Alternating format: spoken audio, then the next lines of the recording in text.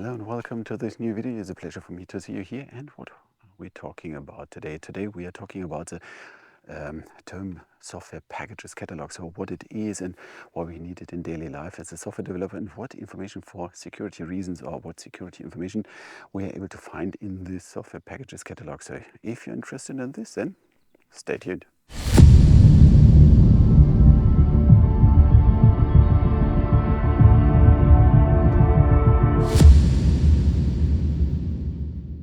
By the way, my name is Van Rupert, I'm developer advocate for JFrog, and if you like this video, give me a thumbs up and subscribe my channel, please. And if you're the first time on my channel, big welcome from my side. It's a pleasure for me to see you here. And yeah, so what we are doing today, first, we are going through this part here. I want to explore a little bit this area, and the second one is this software packages catalog. So it's time to start. Okay, if you're talking about software packages catalog or package catalogs. So mostly as a software developer, what should we do? Should we implement it by ourselves, or should we add a dependency? So if I'm implementing everything by myself, it's perfectly fitting to my use case, but on the other side I must be able to do it, and need to do to invest all these resources. I have to learn all the specific things and so on and so on, and mostly then the decision for adding a component or a dependency is the easier and best and fastest way. So because then I can participate from the learnings, it's already done. And maybe it's not 100% in a way I need it, but I can write a wrapper. But mostly I'm adding a dependency instead of writing all the basic stuff by myself. Thanks to open source project, this is cheap and easy done, but you need information about the software packages itself. So you need statistical information, technical information, and so on and so on. So may go by, mostly a buy, adding a dependency, because we don't want to reinvent the wheel. And if I'm adding a dependency, the biggest thing is I need to trust this dependency, and for giving trust or to trust something, I need information, a bunch of information, and this information must be stored somewhere, it must be available somewhere, and this is more or less the key around all these open source components. I must trust the quality, I must trust the security, I must trust the maintenance of these projects. And yeah, so this is a risk, this is an operational risk. By the way, if you want to know more about operational risk, check out my YouTube channel. I have a dedicated talk about the operational risk of open source components, how you can rate it. But this is more or less all based on information. What is a dependency? A dependency is a piece of binary that is precompiled or ready to use, and then I have to describe it. And the description is mostly some kind of coordinate. It's a name, it's an address, it's a group ID, artifact ID, whatever the dependency manager needs, plus a version. And both information together, so the address, the name of this identity plus a version, is exactly the entity I want to add as a dependency. And then I need exactly for this combination the information. Talking about dependencies means additionally that I'm talking about where's the place to store this stuff. So where can I find these dependencies? It means the binaries and the meta information.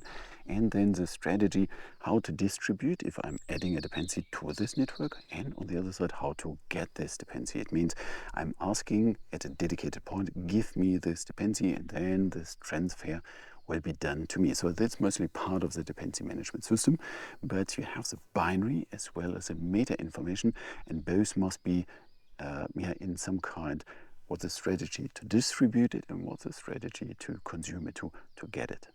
What is a dependency tree? If you have a dependency, this is just one binary with coordinates and a version, but on the other side, this dependency will have other dependencies as well. So then I have again a bunch of versions with coordinates, and then it's expanding to a tree, so until the last element is retrieved. The main thing is that we hope that this tree will not be a graph, so that we don't have cycles. On the other side, the additional meta information, what I have here is, for example, not only the dependency with the version and the coordinates. I have, for example, scopes like compile scope, runtime scope, testing scope, whatever. And this whole tree, I hope it's a tree, not a graph, is a huge amount of information, even if you're just talking about one single technology like Maven and just following this dependency tree inside Maven. And all this information, they are necessary for the security view on it, because all these components are part of the whole technology stack or part of the stack. So the whole dependency tree is a huge amount of direct and indirect binaries used in some configuration, some scope, in some version. If I'm just talking about Maven, it's okay, but if I'm looking at open source projects like Vardin, this open source web component framework, then I have here more or less a challenge that I will have this is Java dependency, but the Java dependency itself will have then references to an NPM stack. And this NPM stack then has different trees on their component with dependencies and dependencies. But now I need a link between these components here and the catalog on the other side. So how to do this? So with this polymorphic tool stack like Vardin inside one application layer, we saw that we have these technology borders and we are combining technologies. And with every convenience layer or with every new abstract layer, we will add just more technologies. In the end, what you will get is a full tech stack, and we need the full impact graph. So the whole tech stack with all the software packages catalogs for each component or for each technology we are using.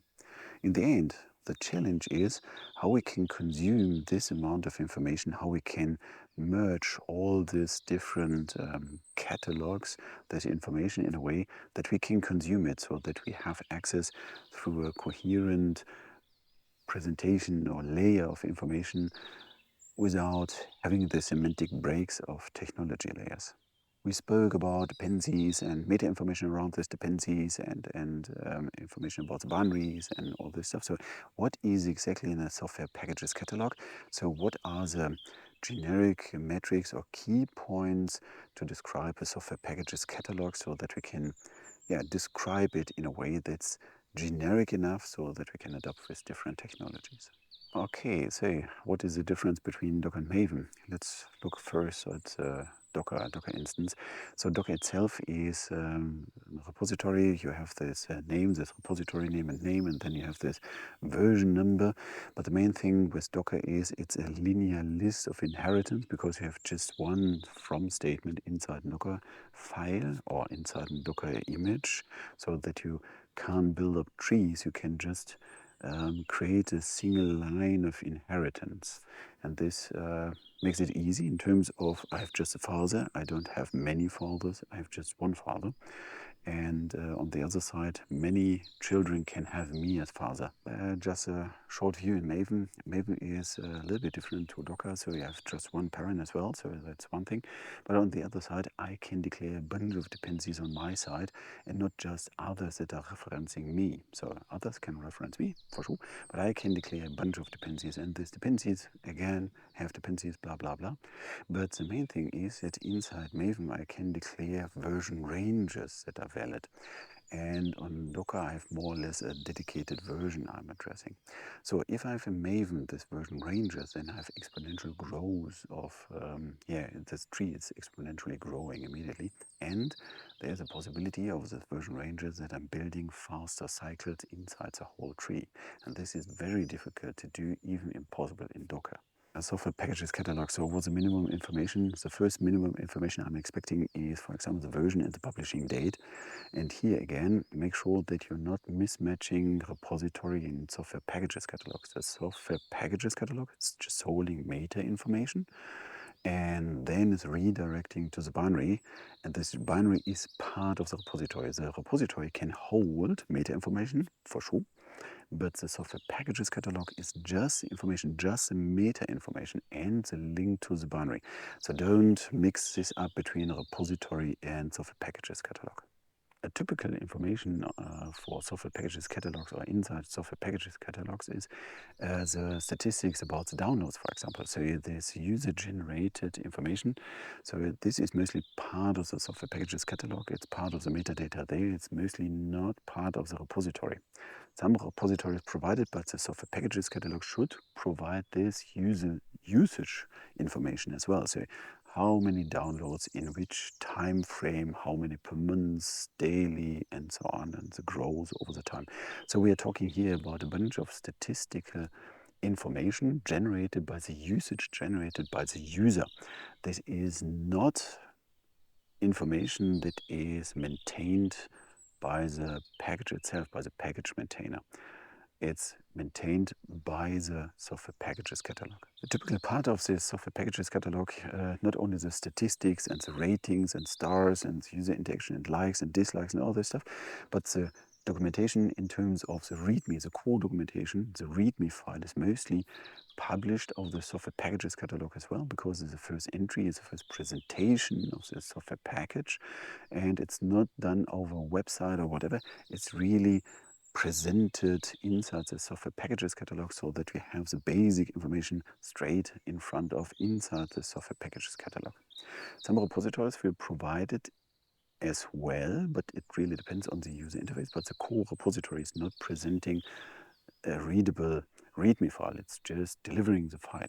Okay, so this is part of the software packages catalog as well.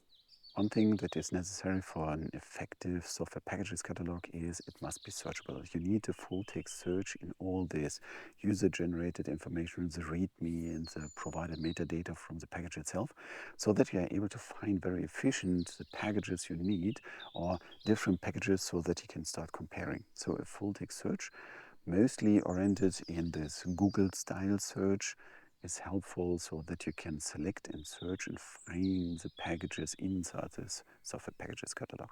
Okay, another thing is a list of vulnerabilities, or the information about vulnerabilities. It would be nice to have for every component vulnerability information there, and not only the vulnerability itself, but additional information about remediation and mitigation information, secure usage of the library, additional documentation, reference documentation, CVEs, and so on and so on. So it would be nice, but most software packages catalogs are just not delivering this, and a lot of them are just completely ignoring this part of information. So this is something that I personally really recommend having inside a software packages catalog. And what you should have in the software packages catalog would be the information about malicious packages. So if this package is malicious, and then what is a security payload, and so on and so on. So this information, sometimes you have in software packages catalogs the information this is a malicious package, it's declared as red, or they are just deleting this information, so that's not available anymore. Sometimes if the software packages catalog is maintained from the same group as this repository, they are deleting the malicious packages inside the repository as well. Sometimes not, because it's just an aggregator. But in the end, the information about malicious code packages and the security payloads and all this extended information would be very helpful in software packages catalogs. Very important information is information about the legal, so the compliance stuff in terms of what is license this package is running under, or it's used or operated by, or whatever is the right term here. So if this is component available under Apache license, yes or no, and then the license itself or the link to this license, so that you can start reading it. So legal information is one more important information. If you have a component, an open source component, and all this information is available, the next interesting thing is how healthy is the project or the community around this project. So not only the entity itself, but the whole project. How many commits per day, week, year, how often is a new version, how old is a version, how many new versions you have, if this is end of life or maintenance, and so on and so on. So the operational risk about this open source project is one of the key points to decide if you really want to add this dependency, yes or no. By the way, if you want to know more about operational risk and how we're declaring and identifying this one in Artifactory and X-Ray, I have a YouTube security short video, and there I'm I'm explaining what operational risk is and what are the key components of operational risk. The last information that should be part of a software packages catalog is the bidirectional navigation between dependents and dependencies, so that you can navigate up down in this dependency tree in both directions, so that I can see who is connected to what other dependencies and so on and so on. With all this with all this information about the component itself, with the project, with the legal, with the vulnerabilities, and with the connections to all the other dependencies, this is a very good picture so that you can decide if this dependency is really a risk for your own project, yes or no. This was a lot about software packages catalogs, and I hope you liked this video. So if you liked this video, give me a thumbs up, and if you are not already a subscriber of my channel, please subscribe my channel. It was a pleasure for me to see you there as my new subscriber. And well, whatever you're doing right now, maybe you're watching the next few videos from my YouTube channel. Otherwise, have a good rest of your day, and yeah, stay safe and see you.